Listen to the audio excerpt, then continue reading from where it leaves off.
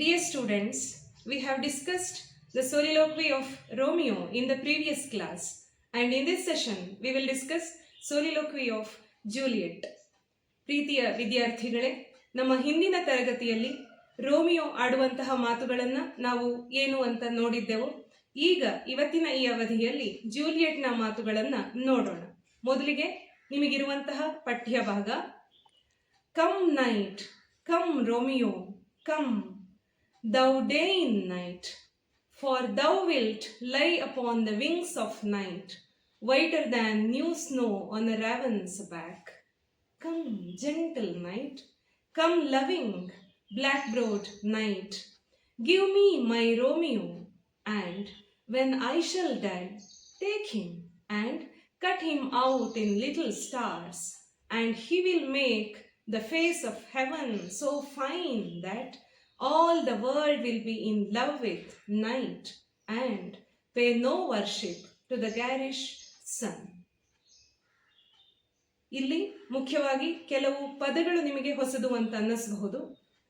Thou, thou is the old usage of you, ನೀನು ಅಂತ ಅನ್ನುವುದಕ್ಕೆ ದೌ, ಶೇಕ್ಸ್ಪಿಯರಿಯನ್ನ ಕಾಲದ ಇಂಗ್ಲಿಷ್ನ ಬಳಕೆಯದು.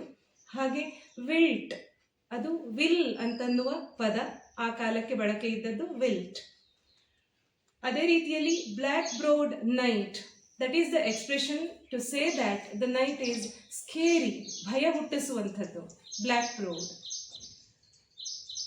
Garish, that is very bright. Let us discuss what she says. ನಾಟಕದಲ್ಲಿ ಕಥೆ ಒಂದಷ್ಟು ಮುಂದುವರೆದಿದೆ. Without the knowledge of their parents they have got married, and now Romeo had promised Juliet to come and meet her at night. ಅವರಿಬ್ಬರೂ ಕೂಡ ತಮ್ಮ ತಂದೆ ತಾಯಿಗಳಿಗೆ ಗೊತ್ತಿಲ್ಲದ ಹಾಗೆ ಮದುವೆಯಾಗಿರ್ತಾರೆ. ತಾನು ರಾತ್ರಿಯ ಹೊತ್ತಿನಲ್ಲಿ ಬಂದು ನಿನ್ನನ್ನು ಕಾಣ್ತೇನೆ ಅಂತ ರೋಮಿಯೋ ಜೂಲಿಯೆಟ್ಗೆ ಭಾಷೆಯನ್ನು ಕೊಟ್ಟಿರ್ತಾನೆ. ಅದಕ್ಕಾಗಿ ಜೂಲಿಯೆಟ್ ಕತ್ತಲಾಗ್ಲಿ ಅಂತ ಕಾಯ್ತಿರ್ತಾಳೆ. ಕಮ್ ನೈಟ್, ಕಮ್ ರೋಮಿಯೋ, ಕತ್ತಲೆ ಬರಬೇಕು. It's not enough it's only night. Come Romeo, ಕತ್ತಲಾದ ಕೂಡಲೇ ರೋಮಿಯೋ ಬರುತ್ತಾನೆ, ಹಾಗಾಗಿ ಬಹಳ ಬೇಗ ಕತ್ತಲಾಗಬೇಕು. ಕಮ್, ಇಲ್ಲಿ ಗಮನಿಸಿ ನೋಡಿ, ಕಮ್ ಅಂತನ್ನುವ ಪದ ಪದೇ ಪದೇ ರಿಪೀಟ್ ಆಗಿದೆ. Come night, come Romeo, come, ಬಾ. ಈಗ ಯಾರನ್ನೋ ನೀವು ಅತ್ಯಂತ ತವಕದಿಂದ ಅವರಿಗಾಗಿ ಕಾಯೋದಾದ್ರೆ ಬಾ ಬಾ ಬಾ ಅಂತ ಹೇಳ್ತಾ ಇರ್ತೀರಲ್ಲ, ಅದೇ ರೀತಿಯಲ್ಲಿ ಇಲ್ಲೂ ಕೂಡ ಜೂಲಿಯೆಟ್ ಕರೀತಾ ಇದ್ದಾಳೆ. Come night, come Romeo, come thou day in night. Day in night, ಕತ್ತಲಲ್ಲಿ ಬೆಳಕಿದ್ದ ಹಾಗೆ, ಹಗಲಿದ್ದ ಹಾಗೆ. ಯಾರು ರೋಮಿಯೋ ಜೊತೆಯಲ್ಲಿದ್ದಾನೆ ಅಂತ ಆದ್ರೆ ಆಕೆಗೆ ಆ ಕತ್ತಲೂ ಕೂಡ ಹಗಲಿನ ಹಾಗೆ ಭಾಸವಾಗುತ್ತದೆ. Thou day in night, for thou wilt lie upon the wings of night. How should Romeo come to see her? He should be there standing on the wings of night. ನೆನಪು ಮಾಡ್ಕೊಳ್ಳಿ, ರೋಮಿಯೋ ಕತ್ತಲನ್ನ ಒಂದು ಹೆಣ್ಣು ಅಂತ ಕಂಡ್ರೆ, ಇಲ್ಲಿ Juliet ಕತ್ತಲನ್ನ ಒಂದು ದೊಡ್ಡ ಕಪ್ಪು ಹಕ್ಕಿ ಅಂತ ಕಾಣ್ತಾಳೆ. ಯಾಕಂತಂದ್ರೆ ಹಕ್ಕಿ ಹೇಗೆ ಹಾರಿ ಬರಬಲ್ಲದೋ ಅದೇ ರೀತಿಯಲ್ಲಿ ಅಷ್ಟೇ ವೇಗವಾಗಿ ಕತ್ತಲೆ ಆವರಿಸಿಕೊಳ್ಳಬೇಕು ಮತ್ತು ಆ ಕತ್ತಲೆಯ ಜೊತೆಯಲ್ಲಿ ರೋಮಿಯೋ ಬರಬೇಕು. For thou wilt lie upon the wings of night, whiter than new snow on a raven's back.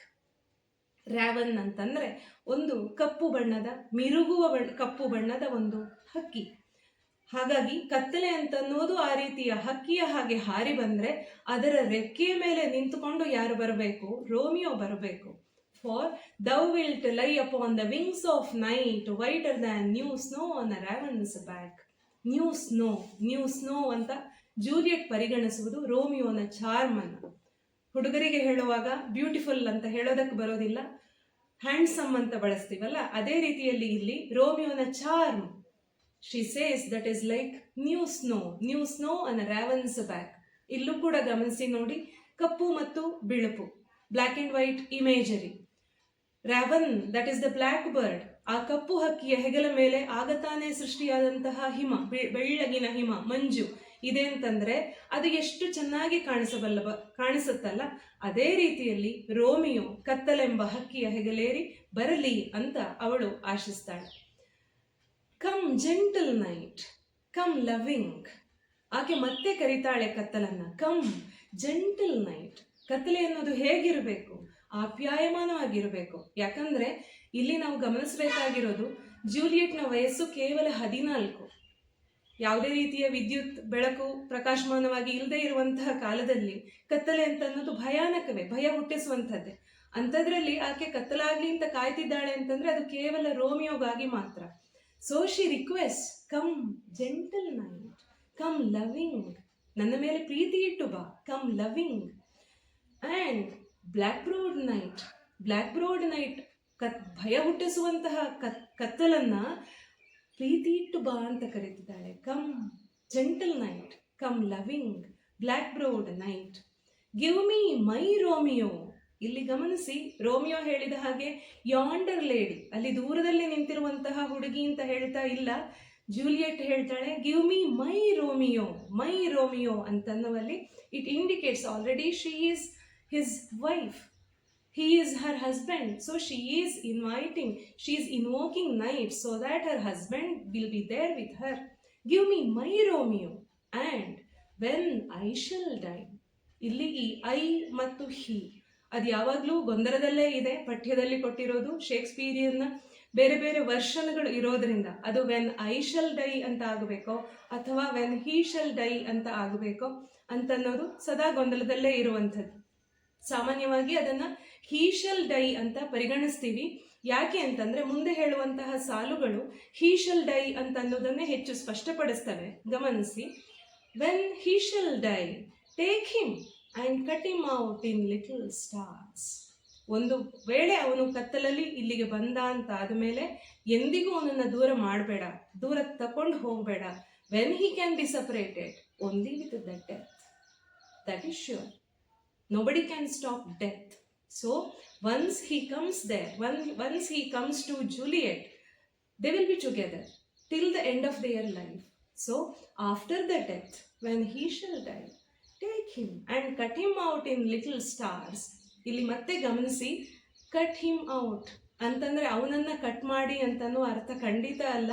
ಅನೇಕ ವಿದ್ಯಾರ್ಥಿಗಳು ಅದನ್ನ ಗೊಂದಲ ಮಾಡ್ಕೋತಾರೆ. Romeo's body should be cut in two pieces ಅಂತೆಲ್ಲ ಎಕ್ಸಾಮಲ್ಲಿ ಬರೀತೀರಿ.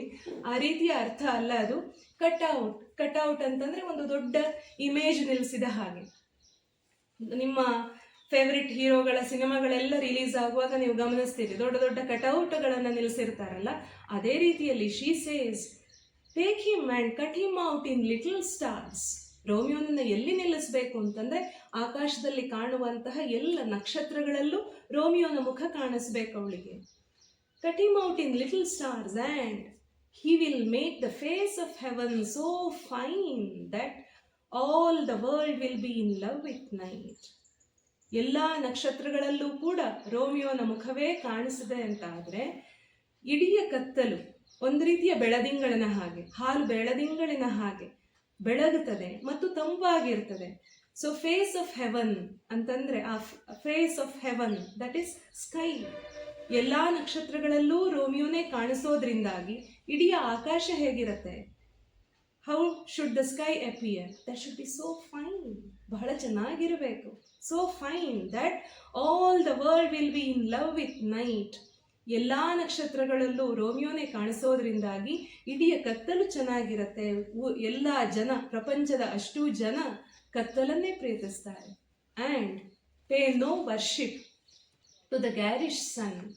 She feels that sun to be garish, ಬಹಳ ಪ್ರಕಾಶಮಾನ, ತಡೆಯುವುದಕ್ಕೆ ಅಸಾಧ್ಯವಾದಂಥ ರೀತಿಯಲ್ಲಿ ಬ್ರೈಟ್, ತೀರಾ ಸುಡು ಬಿಸಿಲು ಅಂತೀವಲ್ಲ ಆ ರೀತಿಯಲ್ಲಿ ಸುಡು ಹಗಲು.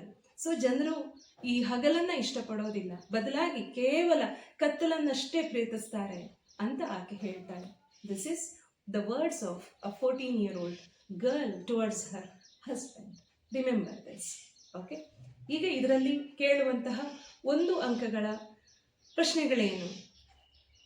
whom does she invoke? whom does Juliet invoke ಅಂತ ಕೇಳಿದ್ರೆ that is night as well as Romeo. ಹಾಗೆ day in night, who is day in night? That is Romeo is day in night for Juliet. Then how should Romeo come? Romeo should come standing on the wings of night. ಇವೆಲ್ಲವೂ ಕೂಡ 1 ಅಂಕಗಳಿಗೆ ಸಾಮಾನ್ಯವಾಗಿ ಕೇಳುವಂಥ ಪ್ರಶ್ನೆಗಳು. Then face of heaven, that indicates sky. Similarly, the world will stop worshipping whom? The garish sun. ಈ ಬಗೆಯ ಅಂಶಗಳನ್ನು ಗಮನದಲ್ಲಿಟ್ಕೊಳ್ಳಿ. ಹಾಗೆ 3 ಅಂಕಗಳಿಗೆ ಅಥವಾ 4 ಅಂಕಗಳಿಗೆ ಇದೇ ಪ್ರಶ್ನೆ ಈ ಭಾಗವನ್ನು ಕೇಳಿದ್ರೆ ಏನು ಬರಿಬೇಕು ನೋಟ್ ಮಾಡ್ಕೊಳ್ಳಿ. The play Romeo and Juliet is written by William Shakespeare, the national poet of England.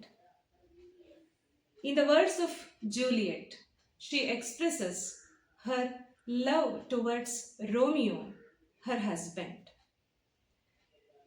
Juliet invokes night and Romeo because Romeo has promised her to come and meet her at night.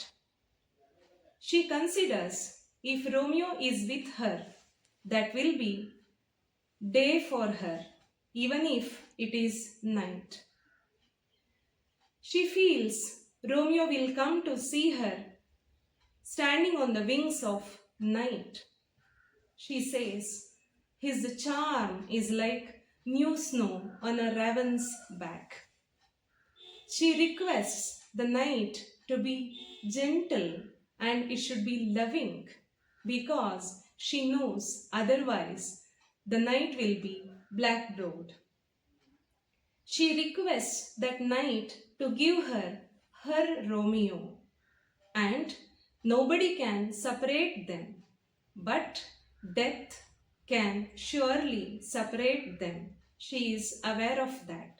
Hence, she says he has to be immortalized even after death. So she says after the death he has to be made as cut out in little stars. And because of the presence of Romeo, the night will be very fine. The sky will be very fine that the people will stop worshipping the garish sun. The entire world will be in love with night. In these words, her intense love towards Romeo is expressed. ಇಷ್ಟನ್ನು ಮುದ್ದಾಗಿ ಬರೀರಿ. Grammar ಬಗ್ಗೆ ಸ್ವಲ್ಪ ಗಮನ ಇರಲಿ. All the best.